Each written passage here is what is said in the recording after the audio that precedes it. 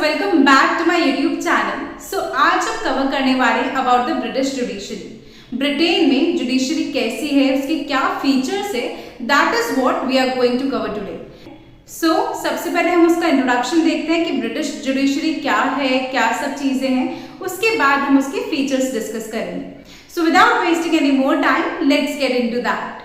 Before proceeding further, I would like to tell you guys कि अगर in case किसी को ऑनलाइन क्लासेस लेनी हो, चाहे वो कंपैरेटिव गवर्नमेंट एंड पॉलिटिक्स की हो, चाहे वो इंटरनेशनल रिलेशंस की हो, चाहे वो 6 to 10 के सारे सब्जेक्ट्स की हो, या फिर वो 11-12 के आर्ट सब्जेक्ट की हो, तो ऐसे में आप मुझे DM कर सकते हो ऑन माई इंस्टाग्राम हैंडल।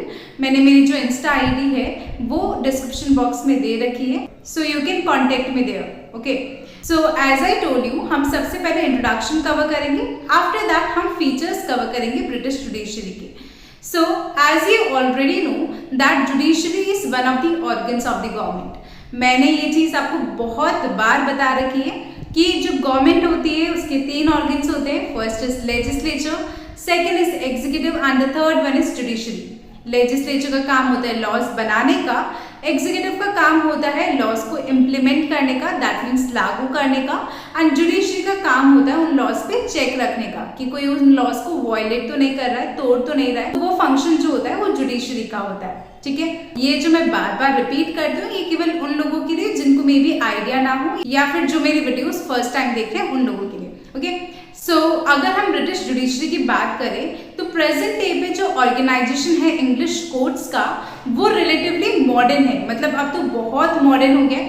पहले थोड़ा सा जो है बहुत ही कॉम्प्लिकेटेड प्रोसीजर वगैरह हुआ करता था। क्या चीज हुआ करती थी वो चीज मैं आपको यहाँ पे बता रही हूँ कि 1873 से पहले जो जुडिशियल ऑर्गेनाइजेशन था इंग्लैंड का, वो बहुत ही ज्यादा केओस के स्टेट में था। मतलब वो बहुत ज्यादा थोड़ा सा कॉम्प्लिकेटेड था। वहां पे उस टाइम पे 1873 से पहले वहां पे बहुत सारे कोर्ट्स हुआ करते थे। इस चीज के लिए अलग कोर्ट, इस चीज के लिए अलग कोर्ट, तो सबका अलग अलग फंक्शन होता था और बहुत सारे कोर्ट्स हुआ करते थे। ठीक है, एंड जो प्रोसीजर हुआ करता था वो भी बहुत टफ हुआ करता था।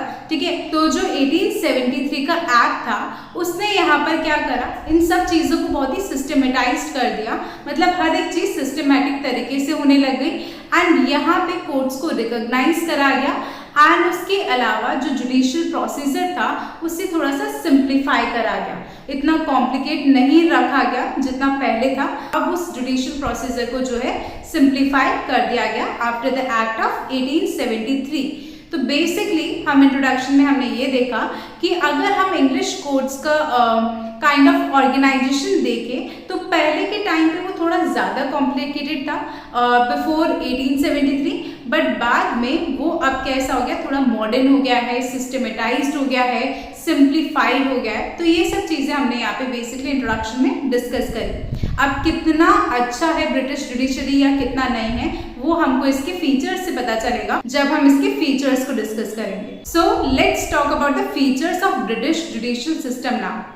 जब हम फीचर्स की बात करते हैं तो जो जुडिशरी रही है ब्रिटेन की, वो हमेशा से एक बहुत ही इंपॉर्टेंट प्लेस ऑक्यूपाई करती हुई आई है। ठीक है, जब भी इंग्लैंड को एडमिनिस्टर करना हो तो ऐसे में जुडिशरी ने बहुत ही इंपॉर्टेंट रोल प्ले करा है in the administration of England.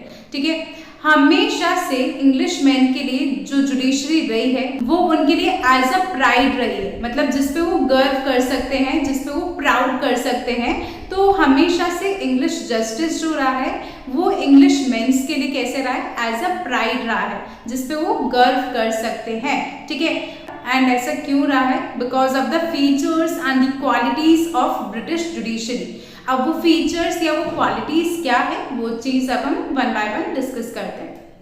तो सबसे फर्स्ट फीचर आता है no single form of organisation. अब इस फीचर को डिस्कस करने से पहले जनरल नॉलेज आपको होनी चाहिए कि जो यूनाइटेड किंगडम है दैट इज यूके, ये जो यूनाइटेड किंगडम है दैट इज यूके, वो 4 कंट्रीज से मिलकर बना हुआ है, that is England, Wales, Scotland and Northern Ireland. ठीक है, तो अब यहाँ पर ये जो 4 कंट्रीज है वहां पर अलग अलग ऑर्गेनाइजेशन है। कोई भी सिंगल फॉर्म ऑफ ऑर्गेनाइजेशन पूरे यूनाइटेड किंगडम में नहीं चलता है। कोई भी एक ऐसा single form of judicial system नहीं है जो कि पूरे यूनाइटेड किंगडम में प्रिवेल करता हो या पूरे यूनाइटेड किंगडम में चलता हो। वहां पे जैसे स्कॉटलैंड में अलग जुडिशियल सिस्टम होगा, नॉर्दर्न आयरलैंड में अलग होगा, ऐसे करके अलग अलग फॉर्म ऑफ ऑर्गेनाइजेशन है या अलग अलग फॉर्म ऑफ जुडिशियल सिस्टम है, ठीक है।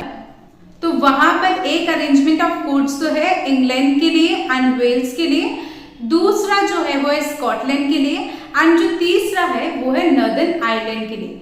तो स्कॉटलैंड का जो लॉ है, जो कानून है, वो प्रिंसिपल में भी डिफर करता है, प्रोसीजर में भी डिफर करता है, एंड इवन वहां की जो ऑर्गेनाइजेशन ऑफ कोर्ट्स है वो भी डिफरेंट है। तो यहाँ पर हमने बोला कि कैसे एक single form of judicial organisation या जुडिशियल सिस्टम नहीं चलता है यूनाइटेड किंगडम में। वहां पे स्कॉटलैंड के लिए अलग होगा, नॉर्दर्न आयरलैंड के लिए अलग होगा, ऐसे करके वहां पर अलग अलग फॉर्म ऑफ जुडिशियल ऑर्गेनाइजेशन है। और जो जुडिशियल सिस्टम है नॉर्दर्न आयरलैंड का, वो इंग्लिश सिस्टम जैसा नहीं है, जैसा कि स्कॉटलैंड में या हर जगह इंग्लैंड में प्रिवेल करता है, वैसा नहीं है judicial system of Northern Ireland. I hope आपको फर्स्ट फीचर क्लियर हुआ हो, that is no single form of judicial organisation in the United Kingdom. Okay, now second feature आता है नो सेपरेट एडमिनिस्ट्रेटिव कोर्ट्स। वहां पे सेपरेट एडमिनिस्ट्रेटिव कोर्ट्स भी नहीं है। बेसिकली इंग्लैंड के अंदर कोई भी सेपरेट एडमिनिस्ट्रेटिव कोर्ट्स नहीं है, जैसे कि फ्रांस में या अदर कॉन्टिनेंटल कंट्रीज में होते हैं, वैसे यहाँ पे कोई भी सेपरेट एडमिनिस्ट्रेटिव कोर्ट्स नहीं है। जैसे फ्रांस या अदर कॉन्टिनेंटल कंट्रीज में क्या होता है, दो टाइप के लॉज भी होते हैं, एक होता है ऑर्डिनरी लॉ, एक होता है एडमिनिस्ट्रेटिव लॉ, ठीक है। एंड वहां पे सेम ऐसे दो टाइप के कोर्ट्स भी होते हैं, बट इंग्लैंड में ऐसा कुछ भी नहीं है। तो ये जो ऑर्डिनरी लॉ और ये जो एडमिनिस्ट्रेटिव लॉ है, ये होते हैं फ्रांस के अंदर और वैसे कुछ कॉन्टिनेंटल कंट्रीज के अंदर, ठीक है। बट इंग्लैंड के अंदर न तो ऐसे दो टाइप के एडमिनिस्ट्रेटिव और ऑर्डिनरी लॉ है, ना ही ऐसे कुछ डिस्टिंक्ट टाइप ऑफ कोर्ट्स है, मतलब दो सेपरेट काइंड ऑफ कोर्ट्स भी नहीं है। तो अब जैसे मैंने कहा कि इंग्लैंड में ऑर्डिनरी लॉ भी नहीं है, एडमिनिस्ट्रेटिव लॉ भी नहीं है, तो अब इंग्लैंड में है क्या? तो इंग्लैंड में है रूल ऑफ लॉ, ठीक है, जो क्या इंप्लाई करता है, एडमिनिस्ट्रेटिव लॉ का एब्सेंस होना, मतलब जहां पे एडमिनिस्ट्रेटिव लॉ नहीं है उसी को यहाँ पे रूल ऑफ लॉ बोला गया है। एंड जो ब्रिटेन का जो कॉमन लॉ है वो कोई भी डिस्टिंक्शन नहीं करता है between the act of government officials and ordinary citizens. तो आई होप आपको सेकेंड पॉइंट भी क्लियर हुआ होगा कि यहाँ पे कोई भी सेपरेट एडमिनिस्ट्रेटिव कोर्ट्स नहीं है। इवन यहाँ पर क्या अप्लाई होता है, स्पेशली इंग्लैंड में क्या अप्लाई होता है, रूल ऑफ लॉ अप्लाई होता है, जिसका मतलब क्या है, एब्सेंस ऑफ एडमिनिस्ट्रेटिव लॉ। तो first feature and second feature हमने देख लिया। नाउ ये जो हमारा नेक्स्ट फीचर है, that is the third feature, इसको हम अभी यहाँ पे स्किप कर रहे हैं, बट अभी के लिए स्किप कर रहे हैं। नेक्स्ट पार्ट में हम इसको पक्का से कवर करेंगे, जब हम और भी फीचर्स की बात करेंगे तब हम इस पॉइंट को वहां पर कवर करेंगे। ओके, सो अभी हम इसको स्किप करते हुए नेक्स्ट पॉइंट ले रहे हैं। तो थर्ड पॉइंट हमने स्किप कर दिया, अब हम फोर्थ पॉइंट पे आते हैं, that is absence of judicial review. तो ब्रिटिश जुडिशरी का एक और फीचर है, दैट इज वहां पर जुडिशियल रिव्यू की एब्सेंस है, वहां पर जुडिशियल रिव्यू जैसी कोई भी पावर नहीं है। नाउ जुडिशियल रिव्यू होता क्या है?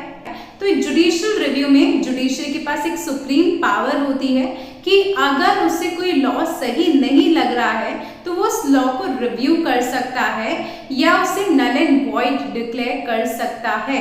तो ये पावर होती है जुडिशरी के पास। नल एंड वॉइड डिक्लेयर कर देने का मतलब होता है कि उस लॉ को वहीं पे काइंड ऑफ कैंसिल कर देना, ठीक है। तो ये चीज यहाँ पे जुडिशरी कर सकता है अगर जुडिशरी के पास जुडिशियल रिव्यू की पावर होती है तो। बट यहाँ पर इंग्लैंड में जुडिशियल रिव्यू जैसा कोई भी सिस्टम नहीं है। पार्लियामेंट को ही सुप्रीम माना गया है, मतलब लेजिस्लेचर को ही सुप्रीम माना गया है, एंड कोर्ट्स को जो है क्या करना पड़ता है, जो भी लॉ पार्लियामेंट ने बनाया है उसे अप्लाई करना ही पड़ता है।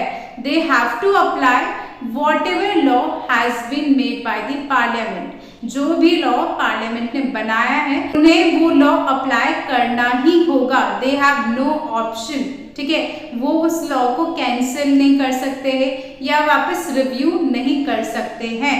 रिव्यू करना मतलब कि वापस से एक बार देखना, री प्लस व्यू, ओके।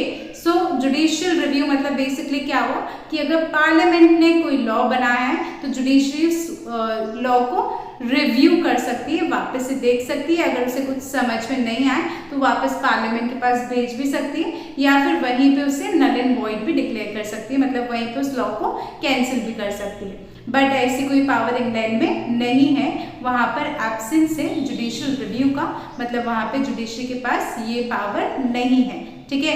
वहां पे किसे सुप्रीम माना गया, वहां पे पार्लियामेंट को सुप्रीम माना गया, ठीक है। तो वहां की जो जुडिशरी है उनके पास कोई अथॉरिटी नहीं है किसी भी लॉ की वैलिडिटी को एग्जामाइन करने की, मतलब कोई लॉ वैलिड है या नहीं है उसे चेक करने की अथॉरिटी वहां पर जुडिशरी को नहीं दी गई है। बट ये जो चीज है ये कहाँ पर है जुडिशियल रिव्यू, जुडिशियल रिव्यू की पावर किसके पास है, जैसे यूएस के पास है, ठीक है। वहां पर यूएस में जुडिशियल रिव्यू है, बट यहाँ पर हमने देखा इंग्लैंड में जुडिशियल रिव्यू नहीं है, ठीक है। तो इंग्लैंड में ऐसा कोई भी कोर्ट नहीं है जो कि पार्लियामेंट के बनाए हुए लॉ की वैलिडिटी जो है एग्जामाइन कर सकता हो या वैलिडिटी जो है चेक कर सकता हो। तो ऐसा कोई भी कोर्ट नहीं है इंग्लैंड के अंदर। हालांकि ये पावर जो है यूएस के अंदर दे रखी है जुडिशरी को, that is the power of judicial review. So I hope आपको यहाँ पे क्लियर हुआ कि जो ब्रिटिश जुडिशरी के फीचर्स की हम बात कर रहे थे, तो यहाँ पर जुडिशियल रिव्यू की पावर जो है एब्सेंट है। दैट मीन्स यहाँ पे कोई जुडिशियल रिव्यू की पावर नहीं दी गई है जुडिशरी को। तो आज हम बस ये 3 ही फीचर्स डिस्कस करेंगे, बाकी बचे हुए फीचर्स हम नेक्स्ट पार्ट में डिस्कस करेंगे। तो मेक श्योर आप वो पार्ट भी देखें, ओके। एंड इन केस अगर आपको कोई भी पॉइंट या कोई भी टॉपिक नहीं समझ में आया हो, मेरी जितनी भी वीडियोस है उनमें से, या कुछ भी चीज़ आपको कोई भी डाउट हो, तो ऐसे में आप मुझे कमेंट सेक्शन में कमेंट करके पूछ सकते हैं and I will try my best to reply all your comments as soon as possible.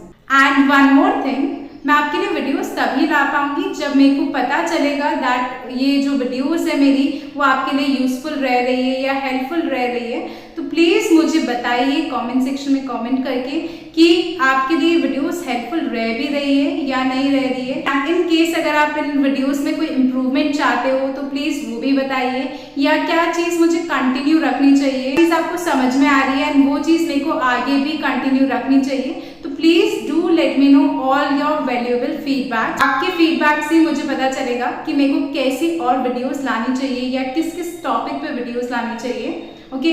So please let me know all your valuable feedbacks. And the most important thing, अगर ये videos ने आपकी थोड़ी बहुत भी हेल्प करी हो, इससे आपका थोड़ा बहुत भी कॉन्सेप्ट क्लियर हुआ हो, then please do subscribe to my YouTube channel and also recommend this channel to your friends as well, to your juniors as well, ठीक है। But only if you find these videos helpful। अगर आपको ये videos helpful लगती है या useful लगती है तभी आपको ये जो चैनल है वो रेकमेंड करना है to your friends and juniors, okay. तो या बाय बाय, टेक केयर।